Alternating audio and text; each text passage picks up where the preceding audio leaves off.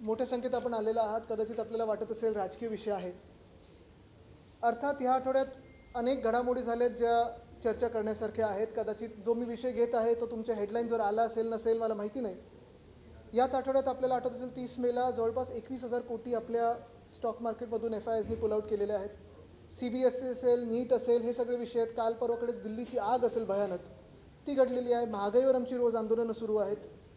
आजच पेपरमध्ये आणि सगळ्या बातम्यांमधून आम्ही पाहतोय राजेश मेहता नावाची एक जी व्यक्ती आहे, 15 लाख कोटीचा जवळपास घोटाळाच हेच म्हणावं लागेल आपल्या. त्याच्यात LICचे 1600 कोटी बुडलेले आहेत.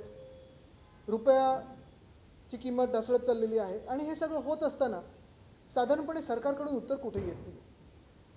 पण आजचा जो विषय तो फार महत्त्वाचा घेतलेला आहे मी विषय, कारण आपण इथे येत असताना मुंबईत कधी नाही अशी उष्णता आपल्याला जाणवली असेल. उन्हाळा तर आहेच, समजू शकतो आपण उन्हाळा. आत्तापर्यंत पाऊस पडायला पाहिजे, नाही पडायला पाहिजे, अंदाज जो लागतो ते डिपार्टमेंटचं खरं ठरतं खोटं ठरतं. पण आजचा जो उन्हाळा आहे, आजची जी उष्णता आहे ती एवढी भयानक आहे, आपल्याला वाटते की लू सुटलेली आहे. आणि आपण उत्तरेतल्या कुठच्या राज्यात आहोत जिथे उष्णतेच्या वेळी जसं एक आपल्याला वातावरण वाटतं तसं वाटत आहे. पण हे सगळं अचानक घडलेलं नाही आहे. हे अनेक दिवस अनेक वर्ष आम्ही याच्यावर बोलत आलेलो आहोत, विषय मांडत आलेलो आहोत, लढत आलेलो आहोत, झगडत आलेलो आहोत. काल परवाकडेच आपण पाहिलं असेल, आम्ही मुंबईतली जी कांदळवनं आहेत 45,000 कापली जातात त्याच्या विरोधात आंदोलन तर केलंच. पण गोराईमध्ये आम्ही जे मॅनग्रोव्ह पार्क केलं त्याचं उद्घाटन करा ह्याच्या मागे लागलं आणि त्याच्यासाठी पण आंदोलन केलं. आज जो आपल्यासमोर विषय आणत आहे तो हाच आहे की गडचिरोलीमध्ये एका टायगर कॉरिडॉरमध्ये मायनिंगसाठी परवाने दिले जात आहेत. आम्हाला सगळ्यांना माहिती आहे, आपल्याला देखील माहिती आहे की मायनिंग हे अनेकदा जंगलांमध्येच होतं, जंगलाच्या आसपासच्या परिसरात होतं. तिथे ही जी एक नॅचरल वेल्थ असते, नॅचरल रिसोर्स असतात त्या आजूबाजूच्या परिसरात असतात.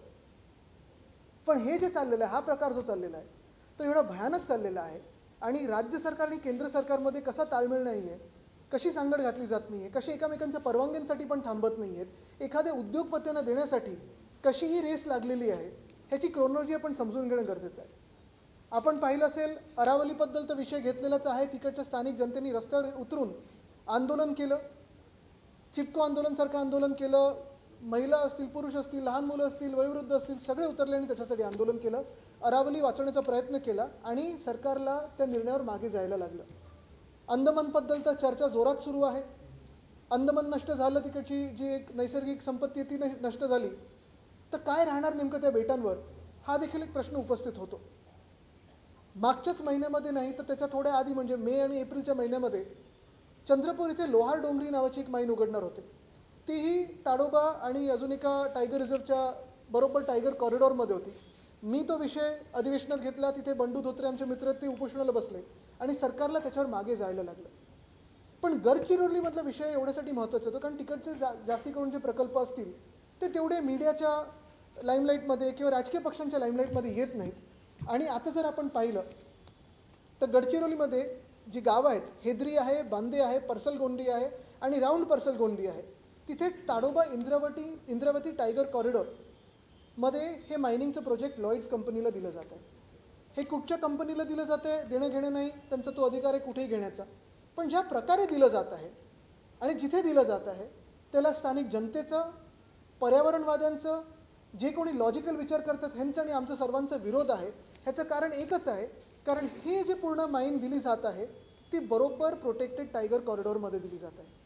पण गंमत अशी आहे की एका बाजूला केंद्र सरकार, एका बाजूला केंद्रीय जे खातं आहे ते सांगतं की हे टायगर कॉरिडॉर आहे. जे नॅशनल टायगर कॉन्झर्वेशन अथॉरिटी आहे त्यांचं म्हणणं पण हेच आहे की 32 टायगर कॉरिडॉर्स आपले देशातले आणि बाकी सगळीकडे जिथून जिथून टायगर मूव्हमेंट असते किंवा वाईल्ड लाईफ मूव्हमेंट असते त्याला डीम्ड टायगर कॉरिडॉर हे आपण असंच समजतो. पण आता तुम्ही बघा गंमत अशी झाली आहे, हे डीम्ड टायगर कॉरिडॉर किंवा टायगर कॉरिडॉरची जी अट आहे ती डायल्यूट करण्यासाठी मागच्या वर्षी म्हणजे 17 एप्रिल 2025 रोजी state board of wild life जो आहे आपल्याकडचा राज्यातला, त्याचे अध्यक्ष मुख्यमंत्री असतात आणि बाकीचे जे मेंबर्स आहेत मग त्याच्यात काही टेक्निकल मेंबर्स असतात, काही NGO असतात, काही फॉरेस्ट डिपार्टमेंटचे लोक असतात. त्यांनी 17 एप्रिलच्या दिवशी निर्णय घेतला की आपल्या राज्यातले सगळे टायगर कॉरिडॉर्स किंवा हे डीम टायगर कॉरिडॉर्स डायल्यूट करून टाका. इथे तुम्ही लायसन्स देऊ शकता, परवाने देऊ शकता, कशासाठी तर खणींसाठी, मायनिंगसाठी लायसन्स देऊ शकता. ह्याच निर्णयाच्या विरुद्ध मागच्या जूनमध्ये म्हणजे 2025च्या जूनमध्ये एक PIL झाली कोर्टात त्या PILची अखेरची सुनावणी फेब्रुवारी 2026 12 फेब्रुवारी 2026मध्ये झाली आणि तेव्हापासून आत्तापर्यंत रिझर्व्ह फॉर ऑर्डर आहे. म्हणजे फेब्रुवारी, मार्च, एप्रिल, मे, जून 5 महिने रिझर्व्ह फॉर ऑर्डर आहे. असो, रिझर्व्ह फॉर ऑर्डर असल्यानंतर देखील आपण पाहिलं असेल एखादा विषय जेव्हा रिझर्व्ह फॉर ऑर्डर असतो त्याचा अर्थ हाच असतो की हे सबज्युडिस असतो. सबज्युडिस असताना देखील ह्या 28 तारखेला म्हणजे 28 एप्रिल 2026ला PCC ऑफ फॉरेस्ट त्यांनी पत्र दिलेलं आहे किंवा कारण त्यांना अर्थात विचारलं गेलं की ही जमीन आपण मायनिंगसाठी देऊ शकतो का. हे त्यांचं पत्र आहे 28/4/2026. ह्याच PCCFच्या पत्रामध्ये जे त्यांनी ॲडिशनल सेक्रेटरी फॉरेस्टनं दिलेलं आहे त्याच्यात त्यांनी सांगितलं आहे की आफ्टर एक्झामिनिंग द प्रोव्हिजन्स वगैरे जी काही तांत्रिक भाषा असते ती सगळं करून त्यांनी सांगितलेलं आहे की हा डीम टायगर कॉरिडॉरमध्ये येत आहे आणि ह्याच्यासाठी आपल्याला नॅशनल टायगर अथॉरिटी आणि नॅशनल बोर्ड ऑफ वाईल्ड लाईफकडे जायला लागेल. हे ह्या 28 तारखेच्या पत्रामध्ये लिहिलेलं आहे. 28 एप्रिल. आता हे झालं तरी सरकारला घाई लागली होती. बरं, हे पण सरकारला माहिती की जर हा सगळा जो प्रकल्प आहे किंवा हे जे सगळा हा जो प्रस्ताव आहे तो केंद्राकडे गेला, कदाचित उशीर येऊ शकतो, कदाचित नाकारला जाऊ शकतो, कारण हा ताडोबा आणि इंद्रावती जे 2 टायगर रिझर्व आहेत त्याच्या कॉरिडॉरमध्ये. परत ताडोबा म्हणजे आपण जगाला सांगतो की जर तुम्हाला हमखास वाघ बघायचं असेल तर ताडोब्यामध्ये या. महाराष्ट्रातलं आमचं पर्यटन बघा, आमचं पर्यावरण बघा, आमचे वाघ बघा. कुठे जायला सांगतो आपण? ताडोब्यामध्ये. हेच बरोबर 13/5/2026चं पत्र आहे. ह्याच PCCFचं ज्यांनी आता लिहिलेलं आहे चीफ कॉन्झर्वेटर फॉरेस्ट यांना गडचिरोली सर्कलच्या की हे सगळं ठीक आहे, मी आधी पत्र लिहिलं होतं, पण एखादा रिपोर्ट असा आहे तो it has also been reported that the project area does not fall within tiger corridors delineated in NTCS tiger population report. म्हणजे काय तर म्हणजे जो एप्रिलमधलं पत्र आहे त्यालाच विरोधाभास म्हणजे हे पत्र येतं आणि ह्या पत्रामध्ये सांगितलं जातं की कुठचं तरी ह्यांनी रिपोर्ट पाहिलेला आहे ह्याच PCCFनी की आता ते टायगर कॉरिडॉर नाही. एका बाजूला आम्ही पाहतो अधिवेशनात देखील अनेक आमदार सांगत असतात की बिबटे येत आहेत आता लोकांच्या वस्तीमध्ये, वाघ येतात लोकांच्या वस्तीमध्ये, पण दुसऱ्या बाजूला हेच श्रीनिवास रेड्डी सांगतात, हा पूर्ण पॅरेग्राफ मे 2026चं, withdrawal of letter regarding legal clarification on identification of tiger corridors under wildlife protection act 1972. आता तुम्ही ह्याचं गांभीर्य समजा. एक खाण किंवा एखादी माईन घेण्यासाठी एक कंपनी परवानगी मागते. ती परवानगी ऑफकोर्स जसं की प्रोसेस आहे ती स्टेट बोर्ड ऑफ वाईल्ड लाईफकडे जाते. State board of wild life मागच्या वर्षीच्या एप्रिलमध्ये सांगतं की नाही, आता सगळे जे काही टायगर कॉरिडॉर्स आहेत ते आपण रेकग्नाईज करायचेच नाहीत, ओळखायचेच नाहीत, ते रद्द झालेले आहेत. आपण आपल्या प्रथेप्रमाणे जायचं किंवा आपली नवीन एक प्रथा आपण इथे सुरू करूया आणि तुम्ही कोणालाही जमीन देऊ शकता. जेव्हा PCCFनं विचारलं जातं ज्यांची जबाबदारी आहे सगळे जी जंगलं आहेत किंवा झाडं वनं हे सगळं वाचवण्याची, ते सांगतात नाही, तुम्हाला केंद्राकडे जायलाच लागेल, कारण ती प्रथा आहे. National board of wild life असेल, नॅशनल टायगर कॉन्झर्वेशन अथॉरिटी असेल, आणि हे सगळं करून कोणाचं नेमकं प्रेशर आलं हे जे श्रीनिवास रेड्डी आहेत PCCF यांच्यावर, की ह्यांना पत्र असं द्यावं लागलं की मी जे काही म्हणत आहे ते सगळं काही आता विड्रॉ करत आहे, कन्सिडर द लेटर विड्रॉन. ही किती मोठी गोष्ट आहे. म्हणजे आता शहरांमध्ये जर पाहिलं तर नागपूरमध्ये अजनीवन कापायच्या मागेत, पुण्यात वेताळ टेकडी कापायच्या मागेत, ठाण्यामध्ये येऊरच्या जंगलाच्या मागे लागलेत, मुंबईमध्ये कांदळवनाच्या मागे लागलेले आहेत. आता शहरातली जंगलं तर सोडाच, जंगलातली किंवा जे प्रोटेक्टेड एरियाज आहेत, वाईल्ड लाईफ प्रोटेक्शन ॲक्ट सारखा गंभीर कायदा देखील मोडून हे सरकार कोणाचं बनत आहे, जनतेचं नाहीच. इकडे मी अजून एक ऐकलं की जे आदिवासी बांधव राहतात इथे त्यांचं देखील हिअरिंग थातूर मातूर काहीतरी घेतलं आणि ती 150 किलोमीटर लांब घेतलं. मग नेमकं हे सरकार कोणाचं आहे? जसं मी सांगितलं होतं मागच्या आपल्या प्रेस कॉन्फरन्समध्ये की मुंबईत देखील 3 मोकळी मैदानं हे बिल्डरांच्या किंवा उद्योगपत्यांच्या घशात घालत आहेत. आता जंगलं देखील उद्योगपत्यांच्या घशात घालायला लागलेत. म्हणजे हे बिल्डर कॉन्ट्रॅक्टर सूटबूटचं सरकार आहे हे स्पष्ट झालेलं आहे. आमची ठाम मागणी राहील ह्याच्यावर. की मुंबईत देखील 3 मोकळी मैदानं हे बिल्डरांच्या किंवा उद्योगपत्यांच्या घशात घालत आहेत. आता जंगलं देखील उद्योगपत्यांच्या घशात घालायला लागलेत. म्हणजे हे बिल्डर कॉन्ट्रॅक्टर सूटबूटचं सरकार आहे हे स्पष्ट झालेलं आहे. आमची ठाम मागणी राहील ह्याच्यावर. मी पत्र तर लिहिलंच आहे. केंद्रीय मंत्री भूपेंद्र यादवजींना पत्र लिहिलेलं आहे मी. पहिली गोष्ट म्हणजे हे जे कोण श्रीनिवास रेड्डी आहेत PCCF ह्यांचं सस्पेन्शन आत्ताच्या आत्ता व्हावं, कारण ते त्यांच्या ड्युटीच्या पलीकडे जाऊन कुठच्या तरी घोटाळ्यात अडकत आहेत असं दिसत आहे. त्यांचं इन्व्हेस्टिगेशन व्हावं, त्यांच्यावर चौकशी व्हावी. दुसरी गोष्ट म्हणजे state board of wild life ज्याची ड्युटी आहे की दिलेल्या अखत्यारीतच काम करावं, त्याच्या पलीकडे जाऊन काम केल्यासाठी त्यांना देखील त्यांनी सस्पेंड किंवा डायल्यूट करून टाकावं, डिझॉल्व्ह करून टाकावं. आणि तिसरी गोष्ट म्हणजे ह्या मायनिंगचा जो परवाना आहे तो रद्द करावा आणि टायगर कॉरिडॉर जो आहे तो रिइन्स्टेट करावा.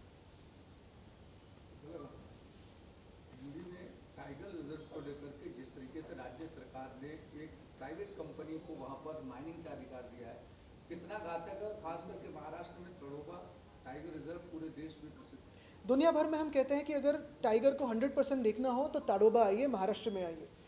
पिछले महीने या अप्रैल या मई में एक माइन का परमिट दिया गया था लोहार डोंगरी में, वो था चंद्रपुर में। उसका विरोध मैंने हमारे यहाँ के सदन में किया था, और फिर वहाँ बंडू धोत्रे जो हमारे दोस्त है, मित्र है, पर्यावरणवादी है, उन्होंने भी अनशन करके विरोध किया था और सरकार को पीछे जाना पड़ा। वो माइनिंग परवाना था, वो कैंसिल करना पड़ा। अभी हम देख रहे हैं, कल भी एक दो रिपोर्ट आए, लेकिन बहुत सारे अलग विषय चल रहे हैं देश में, इसलिए शायद इस पर ज़्यादा लाइमलाइट ना हुआ होगा। लेकिन अभी ताड़ोबार इंद्रावती का जो टाइगर कॉरिडोर है, उसी को लेके बराबर अभी चर्चा चल रही है कि ये एक कंपनी को दिया जाए और माइनिंग के लिए परमिट किया जाए। सबसे बड़ी बात और गंभीर बात यही है कि नेशनल टाइगर कंजर्वेशन अथॉरिटी और national board of wild life को यहाँ से दूर रखा है, इससे अलग कर दिया है। State board of wild life ने ये निर्णय लिया है, ये तय कर लिया है कि अभी वो ऐसे परमिशंस के लिए कभी भी सेंटर के पास जाएंगे नहीं, जो कि ये वाइल्ड लाइफ प्रोटेक्शन एक्ट के खिलाफ है। अगर केंद्र सरकार चाहती है तो यहाँ भी वो जो रेड्डी है, श्रीनिवास रेड्डी, पीसीसीएफ, उन पे कार्रवाई कर सकते हैं, ये माइनिंग की परमिशन रद्द कर सकते हैं और टाइगर कॉरिडोर बचा सकते हैं। ऐसा खत मैंने लिखा है। एक सवाल So this week we are celebrating Environment Day, and at the same time we are hearing about this. How are you going to challenge it, and what do you think is the intention of the government behind contradictory statements or the reports that we are seeing? I think the BJP regime celebrating or even observing World Environment Day is a farce by itself. Uh, you see controversies all over India with regards to environment, be it with the mining permits in Aravali, or be it the proposed destruction of Andamans, or cities like Mumbai, Pune, Thane, Nashik, Nagpur not being spared of environmental destruction. Now the government is also looking at destroying tiger corridors. The one I'm speaking about is here, where the current government is wanting to give a mining permit in Gadchiroli, in the villages of Hedri, Bandhe, Parsalgondi, Round Parsalgondi, in the Tadoba Indravati Tiger Corridor. What is more shocking is all the letters of the PCCF are contradictory. In one letter, the PCCF states that there is a tiger corridor or a deemed tiger corridor, and the government has to refer this matter for permission to the National Board of Wildlife and the National Tiger Conservation Authority. The next letter, because of someone's pressure from probably within the Chief Minister's office or the State Board of Wildlife, he is saying that we do not need any permissions anymore because there's a report which says that tigers do not pass from there. And now what is even more grave and dangerous is that the State Board of Wildlife has diluted the tiger corridors and the definition of tiger corridor, furthermore stating that they do not need to go to the national authorities. Does this mean that the state is now bypassing the national authorities in the federal structure to hand out mines to their favored and favorite companies? Aditya, एक सवाल विधान परिषद को लेकर के है। जिस तरीके से 7-8 candidates का बताया जा रहा है कि बिन विरोध वो चुनाव जीत गए हैं, कैसे देखते हैं और क्या? अभिषेक जी, कोई चुनाव लड़े ना लड़े, जीत सकते हार सकते, ये तो चलते रहते बात। सरकारें बनती है, बिगड़ती है, सब होते रहता है। लेकिन ये जो मैं कह रहा हूँ ना, आज जो आपको पानी की कमतरता आप देख रहे हो, बाहर जो हीट है वो देख रहे हो, जीने जैसा नहीं रहेगा ये शहर और देश।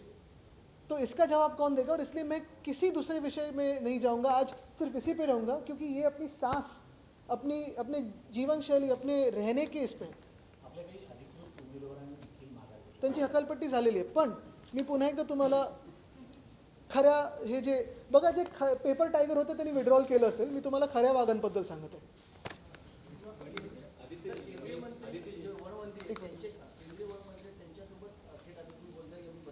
बघा, मी पत्रव्यवहार केलेला आहे आणि त्यांना सांगितलं की तुम्ही चौकशी लावा। अपेक्षा हीच आहे की ते लावतील, कारण ह्याच्यात त्यांना देखील डावललं गेलेलं आहे, त्यांच्या खात्याला डावललं गेलेलं आहे कुठच्याही फेडरल स्ट्रक्चरमध्ये। आणि आम्ही तर जे साधारणपणे रिजनल पार्टीज आहोत, फेडरल स्ट्रक्चरवर बोलत असतो, आम्ही राज्याच्या अधिकारांबद्दल बोलत असतो। कदाचित पहिल्यांदा मी केंद्र सरकारच्या अधिकाराबद्दल पण बोलत आहे, आणि हे देखील याच्यात महत्त्वाचं आहे। आदित्यजी, असं आहे की मॅन्युप्युलेट सिस्टीम त्याच वेळेला करता येते ज्यावेळेला तुमच्याकडे ॲब्सोल्यूट पॉवर आहे। तुम्ही आता हे ज्या गोष्टी मांडताय त्या ॲब्सोल्यूट पॉवरमुळे घडतात असंही तुम्ही म्हणताय की ॲब्सोल्यूट पॉवर मिळवण्यासाठीच ज्या पद्धतीचा घोडेबाजार झालेला आहे, तुम्ही जरी तो विषय टाळत असाल तरी तो या विषयाशी सुद्धा संबंधित आहे। अशाच पद्धतीच्या गोष्टी घडतात आणि मॅन्युप्युलेशन नंतर तुम्ही इथे येऊन थांबता। तर तुम्हाला असं वाटत नाही की ज्या पद्धतीचे उमेदवार महाविकास आघाडीने पण दिले, ज्या पद्धतीचे उमेदवार सगळ्या पक्षातल्या उमेदवार, तिन्ही पक्षातल्या उमेदवारांनी माघार घेतल्याच्या घटना घडल्या, तुमच्या पक्षातल्या राष्ट्रवादीच्या, पुण्याच्या आणि सोलापूरच्या, तर असे उमेदवार शोधणं सुद्धा कठीण झालंय का, आणि काय कशामुळे माघार घेतात? मला वाटतं तुम्ही ॲब्सोल्यूट पॉवरचं जे बोलताय ना, ती पॉवर कोण कोणासाठी वापरतं हे फार महत्त्वाचं आहे. आम्ही जेव्हा सत्तेत होतो तेव्हा सगळे निर्णय हे जनहिताचे घेत होतो, जनतेसाठी घेत होतो. आता जी ॲब्सोल्यूट पॉवर भाजपच्या हातात आलेली आहे, आपण बघताय ज्या लोकांनी भाजपला मतदान केलं त्यांच्यावर घरावरही बुलडोजर चाललेले आहेत. आणि हे जर झालं तर जे मी सांगितलं ना, आपला देश जर तुम्ही पूर्ण पर्यावरण नष्ट करून टाकलं तर राहण्यासारखं राहणार नाही. आता पुण्यामधलंच तुम्हाला उदाहरण देतो मी. पुण्यामध्ये सत्ता तर आली भाजपची, आणि तिथे आल्यानंतर वेताळ टेकडी असेल किंवा रिव्हरफ्रंट डेव्हलपमेंट असेल हे तोडायला निघालेले आहेत. नागपूरमध्ये भाजपची सत्ता आहे, अजनीवन तोडायला निघालेले आहेत. ठाण्यामध्ये भाजपची सत्ता आहे आणि मिंदेंची सत्ता आहे, येऊरचा तोडून फायदा घेऊन बिल्डरांना देत आहेत. मुंबईमध्ये कांदळवन तोडून कोणाला देणार आहेत. मुद्दा हाच आहे की भाजपची सत्ता राबवत आहे, ती सत्ता फक्त आणि फक्त त्यांच्या काही ठराविक उद्योगपती आणि बिल्डर कॉन्ट्रॅक्टर मित्रांसाठी राबवत आहे. ही सत्ता त्यांना लग लाभो, पण आम्ही जनतेसाठी लढत राहू आणि ते आम्ही करतो. मग त्याच्यात कोणी माघार घेतली, पुढाकार घेतला, तर त्यांचा प्रश्न आहे. Aditya, very importantly, you have spoke about all these issues, but there is an important issue.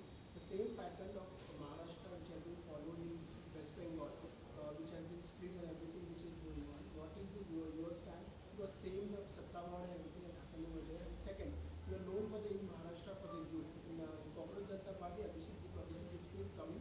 In Delhi, he is very scared of getting respect and for the Janata, for the protest and all. So he also, the CJP also asked other parties to come to join. So is Shiv Sena UPT is going to join the CJP?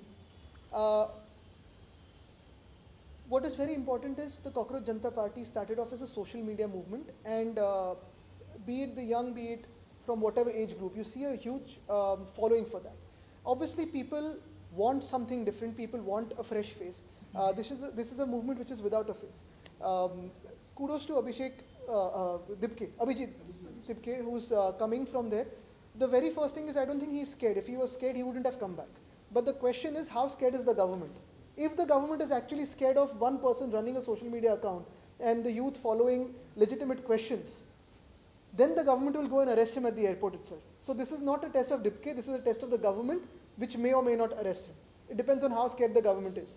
Two, also hats off to the young boys from the CBSE batch of this year, Sarthak and the other young kids who actually exposed the system.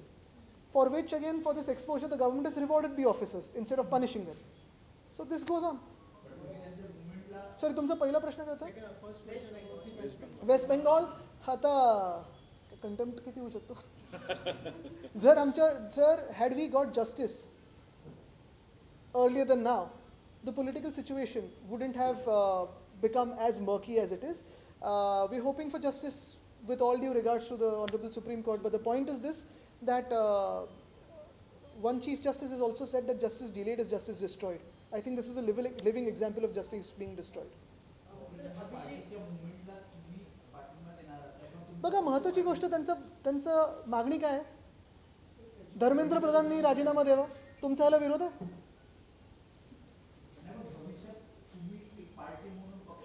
ह्याला कोणी विरोध करू शकतं का? धर्मेंद्र प्रधानांनी राजीनामा द्यावा, किंवा आज निर्मला सीतारामन आहेत कुठे? FIRs पुल आउट होत आहेत, रुपये घसरत चाललेला आहे, 15 लाख कोटीचा स्कॅम समोर आलेला आहे, त्याच्यात LICचे 1600 कोटी बुडलेले आहेत. देशाची आर्थिक परिस्थिती आपण बघतो, एका बाजूला महागाई वाढत चाललेली आहे. निर्मला सीतारामन आहेत कुठे? तसंच धर्मेंद्र प्रधान आहेत कुठे? आणि ज्यांना काढलं तुम्ही CBSE मधून, त्यांना तुम्ही थेट काय दिलंय? तर कृषी खातं. मग तुम्ही त्यांना प्रमोशन दिलंय की सस्पेन्शन केलंय? ताकद म्हणजे जर मी इथून सांगत आहे की ते जे बोलत आहेत ते योग्य आहे, मग अजून काय ताकद पाहिजे त्यांना? मैंने जैसे पहले कहा कि हम सारी पार्टियां, और पार्टी को छोड़ो, कोई भी पॉलिटिकली नॉन पॉलिटिकल हो, चाहे आप बीजेपी के भी समर्थक हो, अंधभक्त भी हो, तो भी क्या आप डिनाई कर सकते हो कि धर्मेंद्र प्रधान को निकाला जाए? क्योंकि अंधभक्त के भी तो बच्चे CBSE की एग्जाम दे रहे हैं, अंधभक्तों के भी बच्चे नीट की एग्जाम दे रहे हैं. हमने तो कहा है ना, देखिए, हमने तो यही कहा है कि उनकी तो जो मांग है वो सही है, उसमें गलत क्या है? सबसे बड़ी टेस्ट यही है कि क्या सरकार उन्हें आने देगी. नीट को लेकर जिस तरीके से पूरे देश भर में हंगामा मचा है, उसके बाद भी केंद्र सरकार कहीं किसी तरीके से एक्शन लेती हुई नजर नहीं आ रही है कि कंसर्न अधिकारियों के ऊपर एक्शन किया जाए. अब जब कॉकरोच पार्टी सामने आ रही है तो उस पर शिवसेना किस तरीके हम से- सारे लोग तो आंदोलन कर ही रहे हैं। हमने भी आंदोलन किया धर्मेंद्र प्रधान के खिलाफ, कांग्रेस ने भी किया है, हर एक जो ऑपोजिशन पार्टी के हैं उन्होंने किया है। लेकिन जैसे मैंने आपसे कहा ना कि अगर आप किसी भी पार्टी से हो, चाहे फिर आप ऑपोजिशन पार्टी से हो, भाजपा से हो, अंधभक्त भी हो, क्या आपके बच्चे, बेटी या बेटे ये सीबीएसई को नहीं अपीयर होते? क्या आपके बच्चे नीट को नहीं अपीयर होते? क्या आप यह नहीं चाहते कि आपके देश की जो शिक्षा व्यवस्था है वो ठीक हो?